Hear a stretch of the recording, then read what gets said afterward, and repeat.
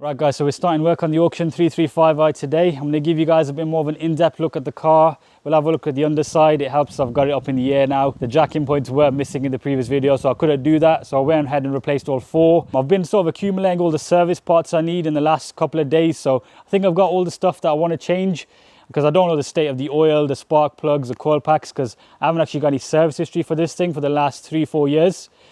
Is usually the case with an auction car. You do get stuff that's missing. We are going to scan the car again before we start, just in case there's any new fault codes, but I'm pretty sure a lot of them are down to the dead battery anyway. But what I'll do, I'll show you all the bits I've got and then we'll make a start. So first things first, got a new battery, the correct size one. Next, we've got a serpentine belt. As you guys will know, if you're into your N54s, they like to shred these and literally ingest the belt and ruin your engine. So I've got a Continental one. I've got a tensioner in here for the belt, and I've got two pulleys, the 80mm one and the 90mm one. Over here we've got the registration for the car. As you know, it never came with any plates, so big shout out to Your Car Reg for getting that out quickly to me. Over here we've got some Bosch spark plugs for the car. Got new coil packs, so these are Eldor ones from the US. Apparently they're slightly better and they should be good for when I'm tuning the car as well, so I thought I'd upgrade them. And over here I've got the oil that I'm going to be using, so we're going to do an oil change. Gone for Shell Helix Ultra 5W40. And we've got the filter, comes with all the O-rings and all that good stuff. I'll put a little tally in the screen so you know exactly how much to expect when buying all these service items. It just needs to be done on an older car like this, especially one that's quite tunable. There's no point chucking a stage one on it when you haven't even changed the oil, but it's got to be done. We're going to remove this useless battery because it's no good for anything. New battery in, 85AH, 800cca. I was recommended to get even higher at 110, but I did buy one and it doesn't actually even fit in this compartment, so we're going to stick with this. And there we have it, new battery all in. Let's get the laptop plugged in, get some fresh codes. Let's see if we can actually get a start first as well. Ignition on. Seems all right. Nothing's really changed in here. I've still got the steering lock light on because that comes back every time the battery dies. So now that the new one's in, we're going to register it. So what we've got here is ISTA, which is like a BMW dealer level diagnostics tool. I never got it in time for the previous video because we use a snap-on tool. So I'm going to connect up the car now. Whilst that's doing that though, I do want to show you guys a weird noise that the car is making. It's not injector tick, because I do appreciate that injectors are noisy. I used to have a Mark 5 GTR, remember? There it is, it's come back.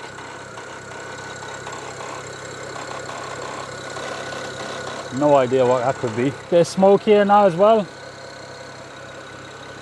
Yeah, there's plenty to be dealing with this car. Right, so it's just done a scan of all the fault codes. Now, interestingly enough, I'm looking for the crazy super knocking ones and they've disappeared. Now, you will remember in the last video I used a snap-on tool. It wasn't just a case of now because I've changed tools, we've got different codes. I used ISTA a few days after that video and it was all showing the exact same stuff that that device did. I was never too concerned about the voltage related stuff on the previous scan, but stuff like super knock on 3 of the cylinders, I was pretty certain it was going to be a bad spark plug, coil pack, or even worse, an injector. But that's all gone, but I'm not going to get too carried away just in case something else crops up in the next 5 minutes. You never know. I think at first what we'll do is we'll start with these spark plugs and coil packs. So that involves stripping all this cowling off here, because the engine is obviously, it ends about there, and you can see you won't be able to access the furthest spark plug. And then the engine cover itself is held in with Allen bolts as well, so lovely design. Seems like this engine's actually overbuilt in every single area. It's like them DIYs, first step, disassemble the whole engine.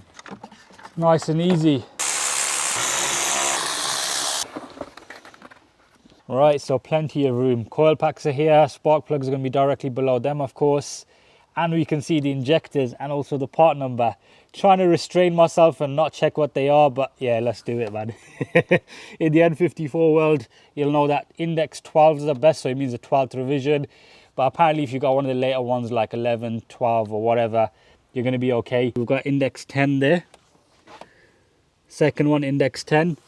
10 again. 10 again, no way. So the car's actually got 6 index 10 injectors, so they've definitely been changed. All right, let's get these coil packs out. Look at that, dripping in oil. So whilst it doesn't have a code on the car anymore, there's clearly an issue here. Spark plug socket on.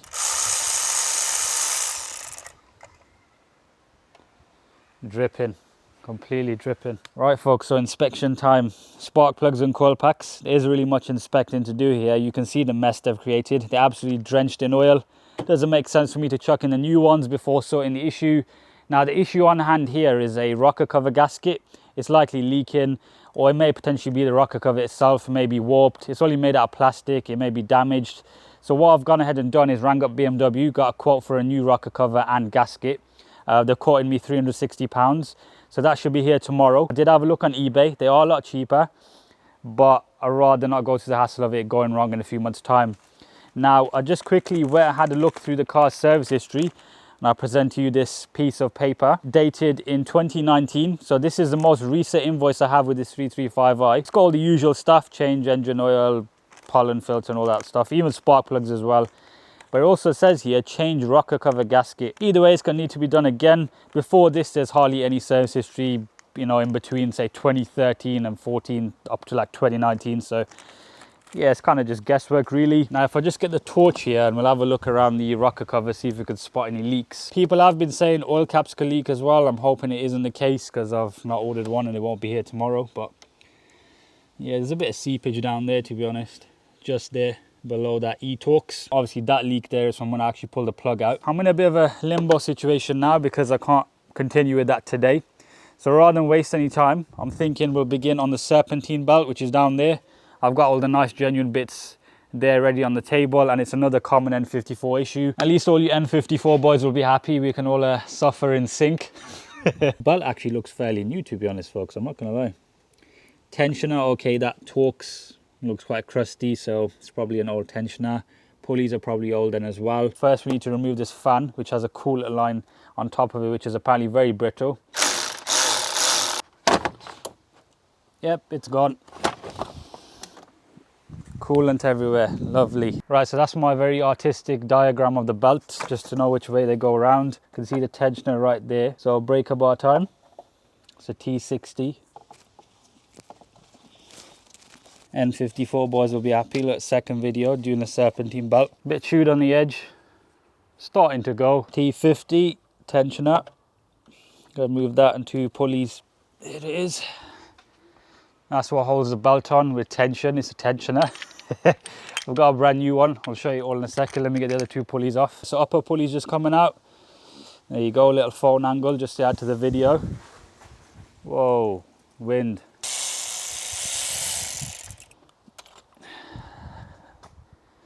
Lower pulley. But here we've got the old tensioners and pulleys next to the new ones. Of course, these are INA branded, so OEM spec.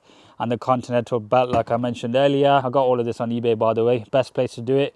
Saved me about 50% in comparison to getting from the dealer. So what I'm going to do now, because the light is fading and I want to get it all finished tonight, I'm going to crack on with this. So when the rocker cover gasket arrives tomorrow, I can get that done and upload this video before the weekend. Because yeah, it's currently Thursday evening and we've still got quite a fair bit to do. But yeah, I'll catch you guys in a minute. Right guys, so it's the next day. We've got our rocker cover, genuine BMW, along with the gasket attached to it. I have been cracking on in the meantime. The serpentine belt's all done, all torqued to spec, and the dust caps are back on. Now the rocker cover gasket, I went ahead and got rid of a bunch of stuff that's in the way. When I say a bunch of stuff, it's literally everything pretty much. This wiring harness is attached to that. We've got these cables as well, and there's vacuum hoses over here, and the fuel rails off, like I'll show you over here. So I went ahead and detached this, got the fuel lines, got the rear PCV hose. Now the reason why I didn't film all these various clips and wiring harnesses being moved out the way is I don't want this to be seen as like a pure DIY. This is the first time I'm working on an N54, so I'm pretty much learning as I go along. So we've got loads of E10s basically. Just gonna go around and take them all off. I have got new ones with the new rocker cover. So yeah, see, that one's not even an E10. Bodge job and all that. I think we can confidently say these everything wrong with the car videos. This is definitely my most technical one yet, and it's me actually doing all the work. Right guys, so there we have it. The rocker cover or valve cover, whatever you want to call it, has been taken off. Give you a little inspection. As you can see, there is quite a bit of a gunk on the mating points there that we need to clean. Let's get this random piece of paper that's inside my engine. But the old gasket, it's not actually too brittle, to be honest. It's okay. There's one random bit on here that looks a bit strange. I don't know if that was just collateral damage when I pulled it off. I am trying to brush away from the engine, but some of this stuff is a bit too mucky. Right, so I've cleaned the mating surface as best as I can using this lint-free rag, all nice and clean. So next what I'm going to do, because there's a ton of oil in the spark plug holes, I'm going to clear that out and then we can get the new rocker cover back on. I'm just using a trick I watched off another YouTube video where they shove something down there and they use a screwdriver to clean it out. Obviously the screwdriver's not coming in contact. I'm using a glove. They used something similar. It was like a rag made out of the same material. And there we have it. The spark plug holes are a lot better than before. Still a bit of black residue there, but there's no physical oil in there, like dripping like before. There's a lot of screws. I was just looking at my old one over here on the floor now, and it doesn't actually have a BMW stamp on it. It's a Chinese rocker cover, look. It's not genuine. I'm going to get it all bolted up nicely and all properly done and get everything back in order, and I'll catch up with you guys once I've put the spark plug tubes in and we're putting in the new spark plugs. Finally time to put the spark plugs in. We're going to stick with the Bosch ones for now. I know some of you folks are going to be like, oh, why don't you put NGKs in? And I will likely upgrade to colder plugs once the car's tuned and I'm happy with the way it's performing, but for now the OEM ones will do. So yeah, I'll get all of these in, torque them to 18 pound-feet. Coil pack time, let's get these all in. There we have it, all the coil packs and spark plugs all in. Now for the most part, I've got everything back in now. All seems okay. Now, as you remember earlier in the video, I did break that coolant line at the front of the fan. Here's the replacement one from the BMW dealership. But unfortunately, I can't fit it because we've got one more issue. So that pipe runs from the expansion tank along here above the fan onto this junction hose for the radiator. As you can see by the leak there, it's snapped clean off. There's like a prong that normally sticks upwards and it hooks onto there. So even though I've got a new pipe, I can't actually connect it. So I'll have to order this from the dealers. But because it's a bank holiday weekend, it's going to be a few days. So yeah, because of that, I don't fancy turning the car on and risk getting coolant sprayed over the serpentine belt and pretty much everything else, because yeah, there's already a ton of it on the floor. What we'll do now, because we've been staring at that engine bay for majority of the video, let's move on to the oil change, drain it, see what sort of condition the oil is in. We'll also get the car raised up slightly on the quick jack so we can have a look at the underside. So first thing before I undo the sump plug, let's get this oil filter cap cracked off. Pretty drenched in oil. Right guys, so welcome to the underneath of an E92 335i with no under tray. Probably the most over-engineered one, has about 1 million screws. But here's the drain plug, it's a 17mm. Okay, missed the box there. We'll let that drain now and we'll crack on with some other stuff.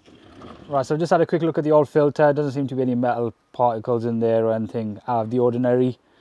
Here's a new one in there. Gone for a MAN one from Euro. Does the job. Comes with the new O-rings and the sump plug gasket as well. So you change both the top and bottom O-ring on the oil filter cap. Just gonna use a pick for both of these, to be honest. Nice and easy. This has turned into an oil change video as well.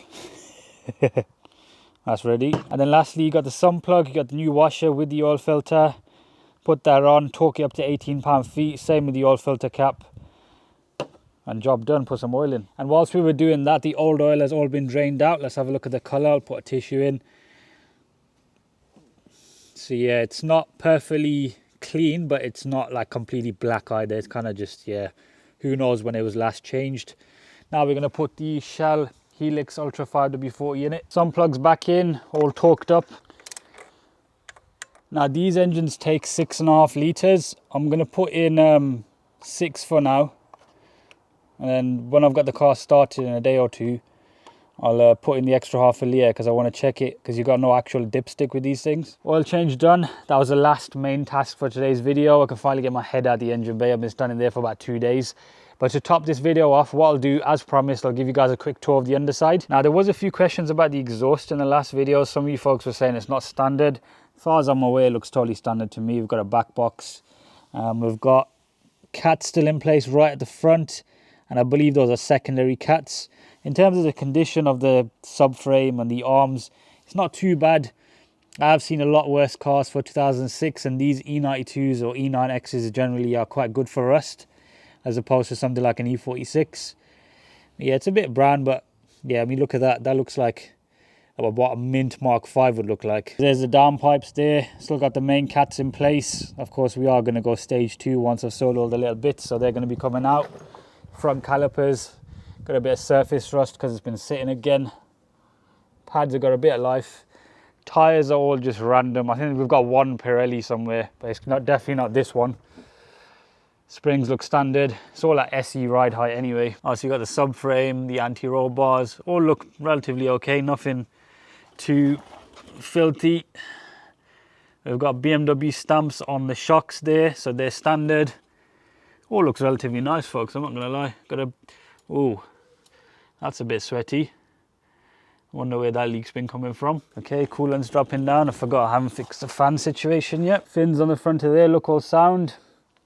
These vents here, folks, have they just faded? Because they look pretty much white, and yeah, they don't look the greatest. I'm going to spray paint these black, but I just wonder what color these were originally. But yeah, folks, apart from that little leak there that was spotted, there's nothing else really that remarkable on the underside of this car. Right, people, so I think this is a good place to end today's video. I think we've done enough things on the 335i for one sit-in, and we've broke a few things in the process, but generally I am pleased with the condition of it.